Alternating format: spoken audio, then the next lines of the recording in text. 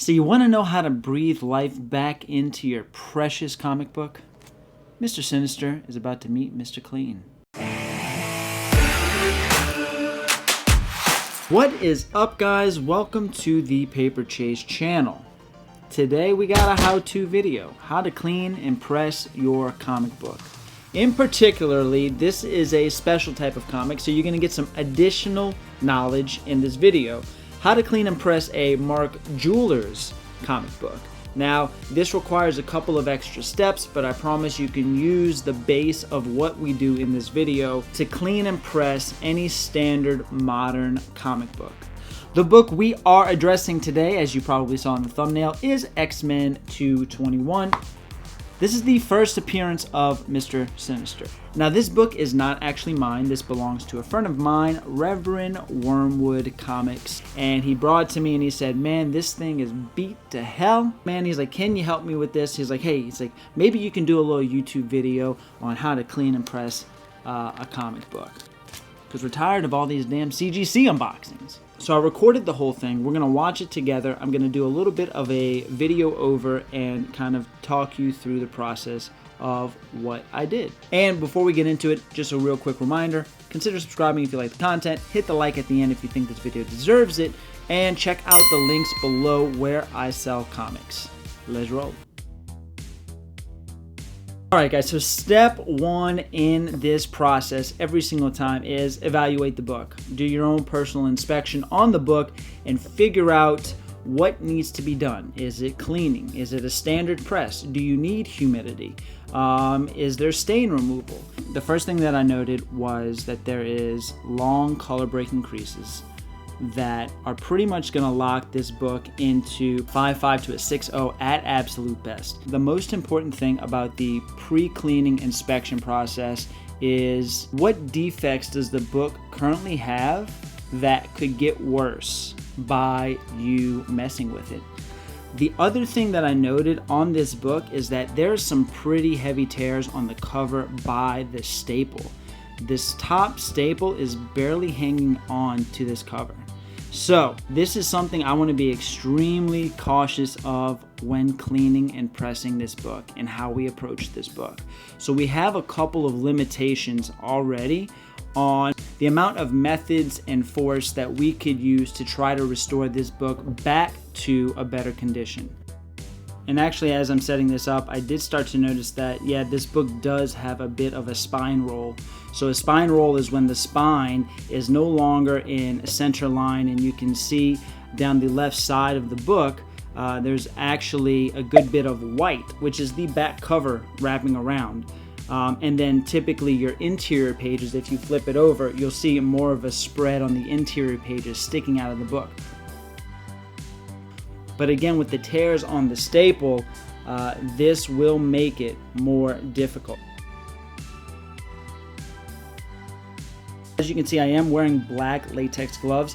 I used to hate wearing gloves when I first started doing this, and the reason why is because I was wearing the wrong types of gloves. I was getting kind of like the big, almost like a butcher would wear, the big flary, oversized gloves, and they would really get in the way of my feel of the book, and it would actually cause mistakes. So for the longest time, I did not wear gloves. And then I saw some on Amazon. I was like, well, these are super tight fitting. The reason why you want to wear gloves is because the oils on your fingers, if left too long on certain parts of the cover in certain colors, can actually burn imprints into the book. What I'm using here to clean this book is an Absorine sponge. I'll leave a link in the description below of where you can get those on Amazon. But it's basically made for cleaning lint, dog hair, and also paper. It's a really cool product. It removes a lot of surface area dirt and grime that tends to collect over the years on any kind of paper material.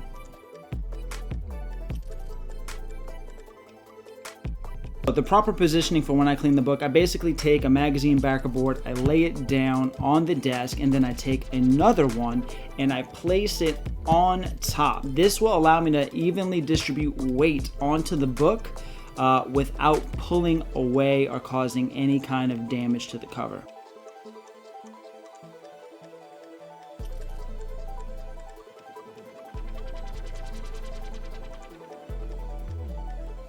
The most important thing when you are using an eraser, when you're using any kind of cleaning material, is always go up or down or away from the spine. Never ever put force towards the spine.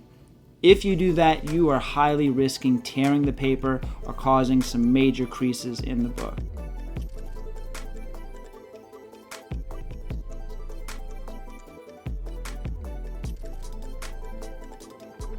So using the Absorene sponge is actually going to clean off a lot. I'd say probably about 60 to 70% of the dirt and grime that's on this cover.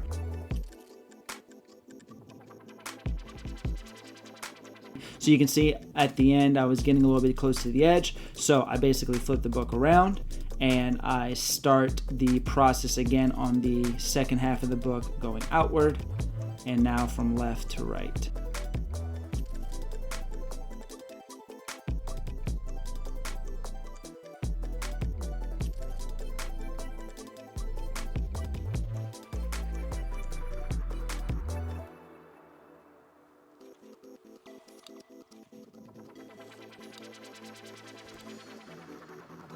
All right, so the next step after the Absorene sponge, this is a little more detailed.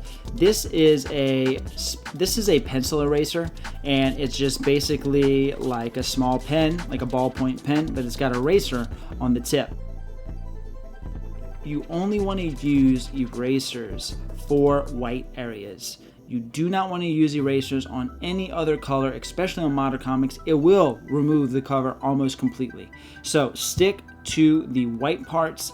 And this is great just to kind of get really precise and touch up the white areas on the comics.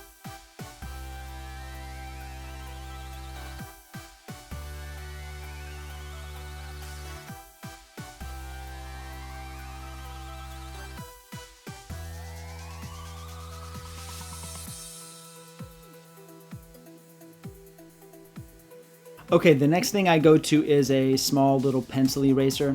It's just kind of like the arrowhead shaped pencil erasers.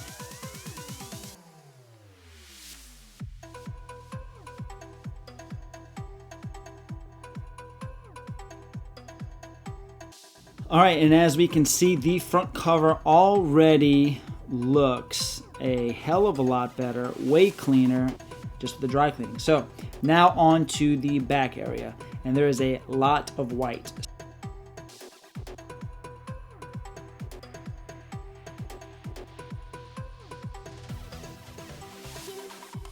So here's a really great trick. So the eraser that I use has a little tiny hole for when you slip it onto the back of the pencil. This part of it has a lot of play in it and leeway, so you can actually use this to really get the spine of a book. If the spine is all white and you're trying to cut down on time, you can use this larger part against the spine of the book, and it will actually form to the spine. So it's really safe to use if you want to try to erase large areas of white in a short amount of time.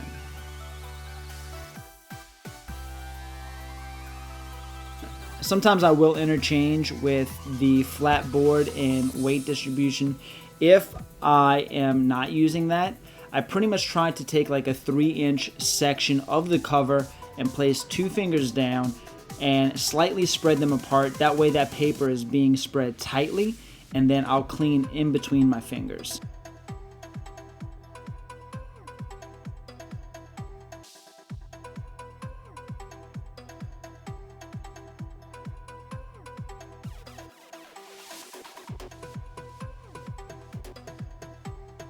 Alright, now this is kind of the fun part. This stuff I'm about to use is a liquid. I'll put a link to this below. This is a solution given by ImmacuClean Comics. This is a mixture of distilled water and a solution that he has concocted. Don't ask me what's in it. I have no idea. What I do know is that it does work to help clean the comic, and it does not get detected by CGC. I've used this stuff on multiple books to get graded, and I have not gotten back one restored label yet. So what I'm doing here is I'm taking a soft cotton swab and I dab it in the solution and I run it across the cover. This, you want to use the same rule of not going against the spine.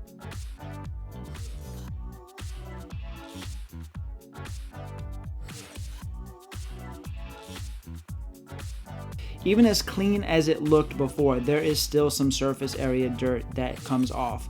And you definitely notice an all-around brightness in the cover after this is used. Now, you do have to be careful if you end up ordering and using this stuff. This stuff will remove small amounts of yellow and red. Whatever it is that's in the ink of that color spectrum tends to get picked up and slightly removed. Now, it's okay to remove small amounts of it. Small amounts being removed actually helps to brighten the color a little bit and actually makes it seem brighter and gives it better eye appeal.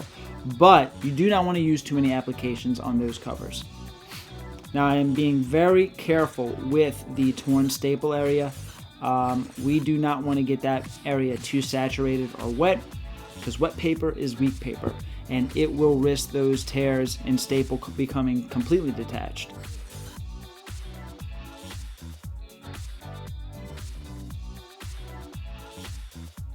And now we're going to do the same exact thing on the back side. Just lightly brush the cover with the cotton swab and the solution.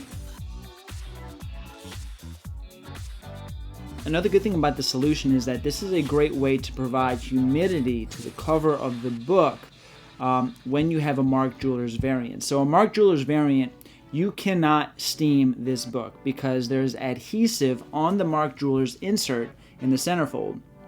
You can't get that humidified or wet in any kind of way, or you're going to risk the pages sticking together when you press it. Okay, now that the comic is clean, we are going to first assemble our stack. So that means we are going to put the necessary inserts in the book to make sure that it presses down flat. Now, because again, this is a Mark Jewelers variant, there's going to be some additional inserts that you're not going to need on every single comic book. The most important thing, as you can see with the inner ad section there, is you want to keep heat from getting too close to the center of the book. So we're putting 20-pound copy paper on each side of the ad insert. And in the center of the book is going to be our magazine board, which goes into any comic book that you press. You put a large size magazine board directly in the center, right up against the staples. This keeps the center of the book from being completely compressed, which is going to push your staples up and out through the front cover. This is why the magazine board goes in the center. It's like a shim.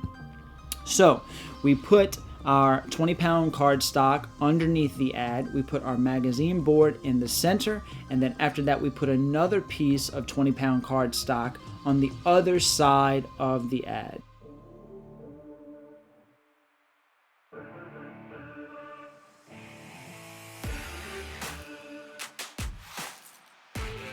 Once that's done, we go to our standard front and back cover insert. So you always want to put a barrier between your front cover and your back cover. That's because when you heat up the book, the ink can actually transfer from the back cover into the interior pages if there's no blockade there. So typically what you could use is 20-pound cardstock, similar to what we're using on the inside. But in this case, I'm using just regular printer paper. Because of the tears in the staple, and because of the moisture that we've added to the cover, I can't go too thick with these first inserts. So I'm using just regular printer paper behind the front and the back cover. So I think I did 2 sheets of printer paper, which still is not close to as thick as the 20-pound cardstock. One step I did not fully record because I really needed all my hands to do this properly was to fix the spine roll. But basically when fixing a spine roll, the short version is you want to try to realign the spine where all of the front cover is showing evenly down the left side of the book. So you can just slightly move it into position, and then what I did was I cold pressed it. So I sat it down in the correct position, I put a magazine backer board and then a large weight on top of that. This is called a cold press. This is just putting pressure on the book for a long period of time to try to lock in that position. So I did this before I actually put it into the press. Okay, now it's time to heat up our press. Now for this book, because it's a Mark Jewelers insert, our max heat that we're going to go to is 135 degrees. This is semi-low considering what some people press their books at. I personally, depending on the book and the age, have gone all the way up to 170. but you cannot do that on a lot of modern books. The more newspaper quality the paper is on the inside, typically the higher that you can go on the temperature. So 135 with the proper inserts is just enough heat to really do the job without melting the inside adhesive. The press that I use is a Tussie that I bought on Amazon. It's a 15 by 15 inch heat press. I'll put a link to that below. And I typically go for 600 seconds. In pressing, your order of operations is going to be magazine backer board with the shiny side facing upwards, then a sheet of parchment paper. This keeps the heat from actually burning the book. If you do not have this parchment paper in between the heat press and your book, you will burn your book. Because I decided to fix the spine roll before I pressed it, I did give the front and back covers another quick wipe down with the cleaning solution just to incorporate a little bit of humidity back into it before I pressed it. And then after that, you just reverse it. You go parchment paper, magazine backer board with the shiny side down, and you close the press. That is your typical stacking preference for any heat press done on a comic book. So we put it in, we clamp it down. It is important not to put too much pressure on this. You want to basically just feel the clamp ease down. You don't want to have to force it down. If you do, you're risking of damaging the book and overpressing it, causing tears and sunken staples and a whole plethora of other issues. Now when I do a heat press, I actually use metal plates. This will actually allow you to press both the top and the bottom of the book at the same time. This really cuts down on time a lot. And then also, if you use metal plates, it brings the book down to ambient temperature gradually. There are studies that show the more gradual a book can come down, the less chance you have of reversion. So after that, we take the book out, we evaluate it, we look it over, we look at the job well done, see if it needs to go back in.